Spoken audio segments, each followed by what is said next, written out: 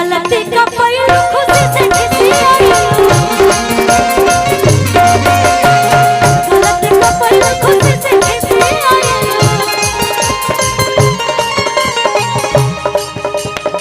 टिंकू के भगत ना कहिलो कबूल मुकेश के भगत ना कहिलो कबूल प्रेम से बोले साचे दरबार की। अच्छा भैया थोड़ा म्यूजिक रोकिएगा। अच्छा ये बताइए जयकारा लगावे में हमरा इतना बोले के पड़त ये अच्छा लगा था आप सबके। अच्छा मेरे भाई जितने हैं मेरे चाचा लोग वो लोग नहीं बोलेंगे जितने हमारी महिलाएं हैं मेरी झांसी की रानी वो लोग बोलेंगे। प्रेम से बोलिए साचे दरबार की। अच्छा अब मेरे भाई प्रेम से बोलिए मैया की। ये हुई ना बात ये नु बाकी बलिया अरुआ सब इतना धीरे बोलते नहीं हमरा अच्छा नहीं लगा।